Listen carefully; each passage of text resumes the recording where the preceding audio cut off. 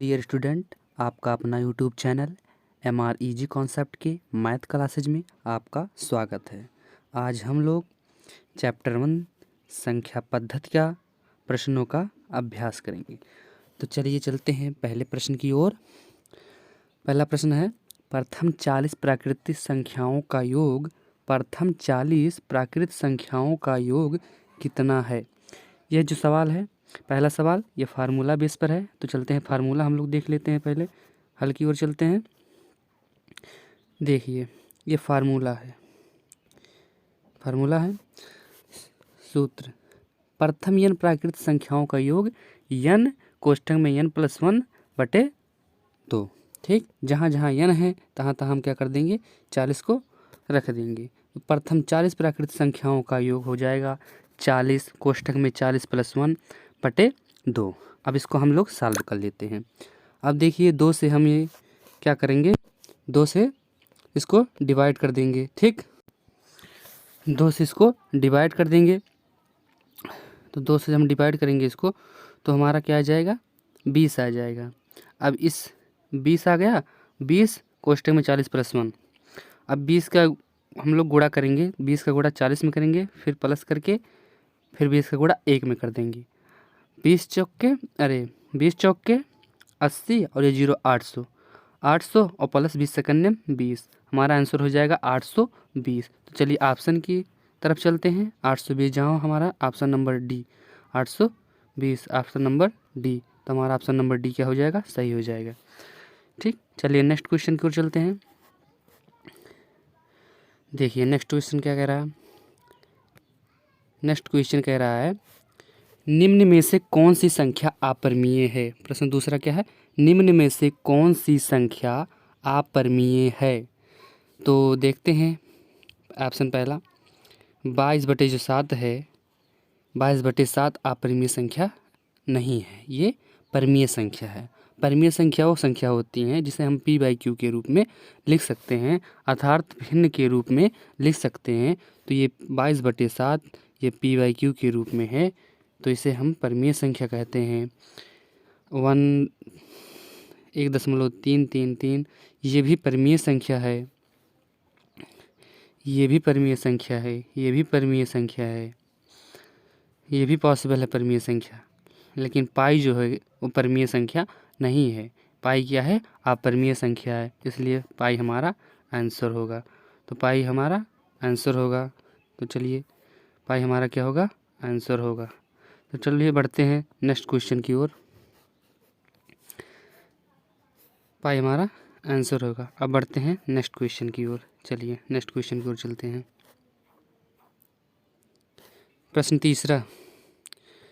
तीसरा कह रहा है, किन्हीं दो संख्याओं का योगफल 79 है यदि उन दोनों संख्याओं में 23 का अंतर हो तो संख्या बताएं। योगफल यानी कि प्लस और अंतर यानी कि माइनस। तो दो संख्या, हमको दो संख्याएं मालूम नहीं है, तो चलिए हल की तरफ चलते हैं, अभी मालूम हो जाएगा। तो माना संख्याएं क्या हैं, माना संख्याएं x तथा y है। माना संख्याएं x तथा y है। अब प्रश्नानुसार चलते हैं। x + y यानी कि संख्याओं का योगफल कितना था, x + y ये संख्या है, माना है, और इसका योग यानी कि प्लस x + y = 79। इसे समीकरण फर्स्ट मान लेते हैं। उसके बाद कह रहा है संख्याओं का अंतर 23 है। संख्याओं का अंतर यानी कि घटाना 23 है, इसे हम समीकरण सेकंड मान लेते हैं। अब देखिए समीकरण फर्स्ट तथा समीकरण सेकंड को हल करने पर इसको हम ऐड करेंगे। अब देखिए ऐड करने पर ये प्लस ये माइनस है तो ये कैंसिल हो जाएगा, x 2x हो जाएगा, और 79 और 23 को जोड़ेंगे तो 102 हो जाएगा। ठीक, अब यहाँ 2x = 102। अब 2x = 102 को हम यहाँ पर डिवाइड करते हैं, तो x बराबर हो जाएगा 102/2। अब 2 से इसको डिवाइड करेंगे तो हमको क्या मिलेगा, x = 51। x बराबर क्या मिलेगा, 51। अब चलते हमें x एक संख्या तो मालूम चलेगी, अब दूसरी संख्या के बारे में देखते हैं।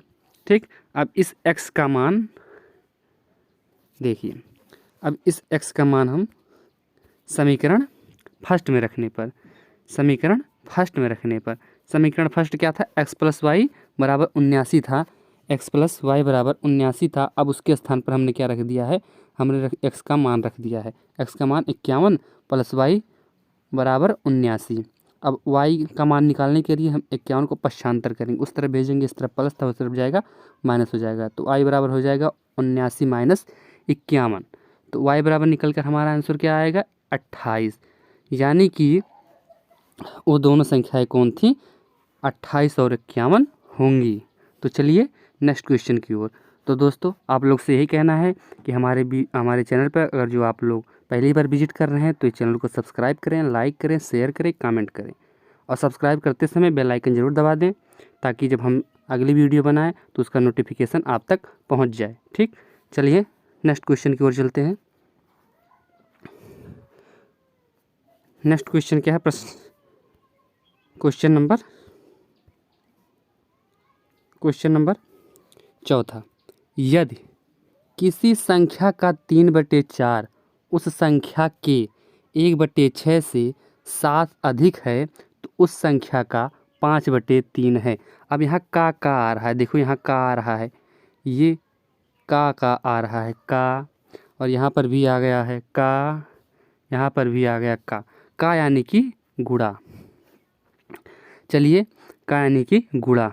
अब चलते हैं हल की ओर चलते हैं, तो चलिए देखते हैं। तो उस संख्या का 5/3 है, यानी कि संख्या मालूम नहीं है। तो संख्या जब मालूम ना रहे तो हम संख्या यक्स मान लेते हैं। तो चलिए हल की ओर चलते हैं, आप लोग को हल दिखाया जाए।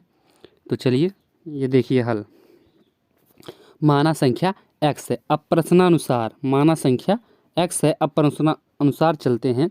x का 3/4 यानी x गुणे 3/4 बराबर हो जाएगा कि संख्या के 1/6 से, संख्या के 1/6 से 7 अधिक है, 1/6 से 7 अधिक है तो उस संख्या का 5/3। तो चलिए हल की ओर चलते हैं। तो उस संख्या का 1/6 से 7 अधिक है, तो उस संख्या का 1/6 से 7 अधिक है, तो इसको हम सॉल्व करते हैं। अब x का जब मल्टीप्लाई 3 में करेंगे 3x/4 हो जाएगा, और यहाँ माइनस x/6 हो जाएगा। इसको प्लस से इधर लेंगे, 4 एक तरफ करेंगे तो ये प्लस से इधर आएगा माइनस हो जाएगा, तो इधर माइनस हो गया 3x/4 और माइनस x/6 बराबर क्या हो जाएगा, 7 हो जाएगा। ठीक, अब इसको हम सॉल्व कर लेते हैं। नीचे आप लोग तो भिन्न सॉल्व करना जानते ही होंगे कि यहाँ जो हर रहता है उसका एलसीएम करते हैं, उसके बाद उसमें डिवाइड करके फिर अंश से क्या करते हैं, गुणा कर देते हैं। ठीक, तो देखिए मैंने सॉल्व किया है, तो यहाँ इसका एलसीएम निकल कर आया है 12। उसके बाद मैंने 4 से डिवाइड किया, 4 3 12 हो गया, 3 और 3 से फिर अंश में क्या कर दिया है, गुणा कर दिया है, 3 त्रिक 9x हो गया है। फिर 6 से फिर 12 में जो हमारा एलसीएम है उसमें डिवाइड करेंगे तो 6 दूनी 12 होगा, फिर अंश में हमने गुणा कर दिया है, 2 कन्ने 2x। अब आता है 9x माइनस 2x बराबर 7। अब इसका हल देखते हैं। देखिए इधर 9 में से जब हम 2 को घटाएंगे तो बचेगा 7, 7x/12, 7x/12 हो जाएगा, तो और बराबर 7। अब इस 7 से ये 7, अभी इस 7 से ये 7 कैंसिल, इस 7 से ये 7 कैंसिल हो गया, तो x/12। अब x/12 है तो x/12 इधर भाग में उधर भेज देंगे तो बराबर हो जाएगा, तो हो जाएगा हमारा x का मान निकल कर आएगा x बराबर 12। x का मान कितना आया, 12। फिर कह रहा अतः संख्या x का 5/3। अंत में पूछा था ना कि संख्या का 5/3 है, तो संख्या मैंने माना था x, अब उसका 5/3 क्या हो जाएगा, x की वैल्यू हम रख देंगे 12, उसके बाद 5/3 उसका निकाल लेंगे। 5/3 x का मान रख दिए हैं 12, और उसका 3 से भाग दे देंगे, 3 चौके 12 और 5 का 4 और 5 का मल्टीप्लाई हो जाएगा, गुणा हो जाएगा, और जो निकल कर आएगा वही हमारा आंसर होगा। तो हमारा आंसर क्या होगा, 20। तो चलिए ऑप्शन पे हम अपने टिक लगा लेते हैं, 20। ऑप्शन नंबर 20 पर टिक लगा लेते हैं, ऑप्शन नंबर बी हमारा सी सही है। ठीक, अब बढ़ते हैं नेक्स्ट क्वेश्चन की ओर। चलिए नेक्स्ट क्वेश्चन की ओर चलते हैं। प्रश्न नंबर 5वां। प्रश्न नंबर 5वां कह रहा है 2 क्रमागत विषम पूर्णांक वाले वर्गों के बीच का अंतर हमेशा किससे विभाज्य होता है? किससे विभाज्य होता है? ठीक, दो क्रमागत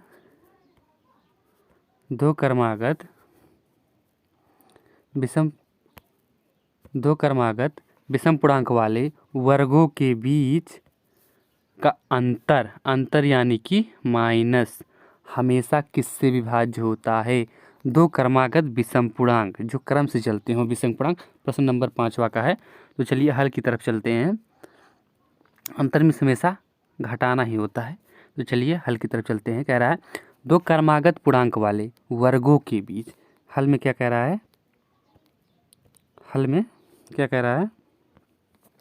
दो क्रमागत पूर्णांक वाले वर्गों के बीच का अंतर हमेशा 8 से ही विभाज्य होता है।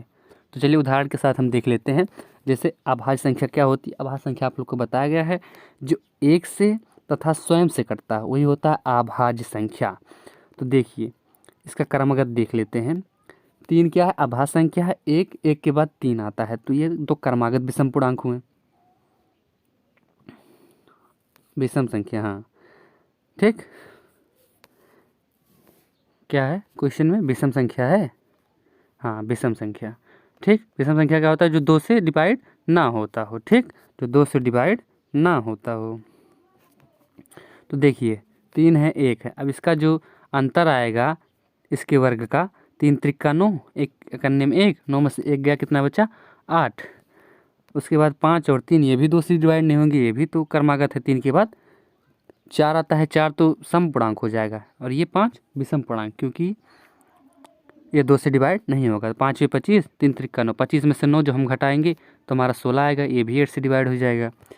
और नेक्स्ट आता है 7 सत्ते 49 और 5 में 25, 49 से 25 24 हुआ, ये भी डिवाइड हो जाएगा। ठीक, तो हमारा ऑप्शन की ओर चलते हैं। Option number B, option number B हमारा सही होगा, यानी कि 8 होगा। ठीक, हमेशा विभाजित होगा। तो चलिए नेक्स्ट क्वेश्चन की ओर चलते हैं। नेक्स्ट क्वेश्चन हमारा 6वां क्वेश्चन है। 6वां क्वेश्चन कह रहा है निम्नलिखित में से कौन सा कथन, 6वां क्वेश्चन क्या कह रहा है?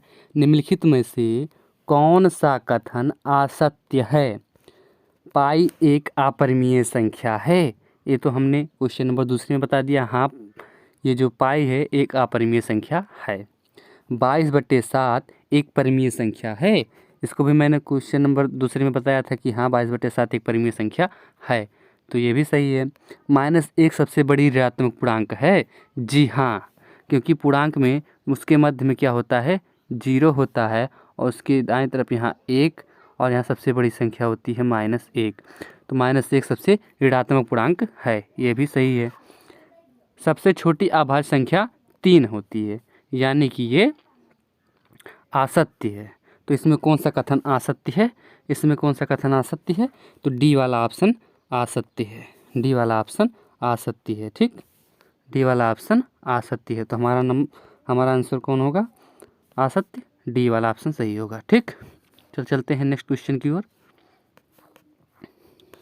नेक्स्ट क्वेश्चन प्रश्न नंबर 7वां। प्रश्न नंबर 7वां क्या कह रहा है? प्रश्न नंबर 7वां 3 अंकों की बड़ी से बड़ी संख्या जो 35 से पूर्णतः विभाजित होगी। 3 अंकों की बड़ी से बड़ी संख्या क्या होती है? चलिए हल की ओर चलते हैं, अभी मालूम चल जाएगा। 3 अंकों की सबसे बड़ी संख्या होती है 999। 3 अंकों की सबसे बड़ी संख्या होती है 999। अब इसे 35 से विभाजित करना है। ठीक, 35 से विभाजित करना है। तो इस प्रकार का जो क्वेश्चन आए तो आप उससे भी जो बड़ी संख्या दिए रहे उससे उस चीज़ 35 से विभाजित कीजिए। जैसे कोई संख्या उससे विभाजित करिए, और उसका जो शेषफल आए, यदि पूरा विभाजित पूर्ण रूप से विभाजित हो जाता है तो दिक्कत नहीं है। यदि ना होता हो तो उसके शेषफल से हम क्या करते हैं? माइनस कर देते हैं। ठीक, उसका हम तो माइनस कर देते हैं। तो 999 से जब हम इसको सॉल्व किए, 35 से 999 में हम भाग दिए तो भागफल 28 और शेषफल 19 आता है। तो शेषफल में से हम इतने को अगर जो माइनस कर देंगे, घटा देंगे, तो हमारा 35 से पूर्ण विभाजित संख्या प्राप्त हो जाती है। तो 35 से पूर्ण विभाजित संख्या सबसे बड़ी संख्या कौन सी होगी? 980। तो चलिए ऑप्शन की ओर 980 जहाँ हो वहीं पर हम टिक लगा देते हैं।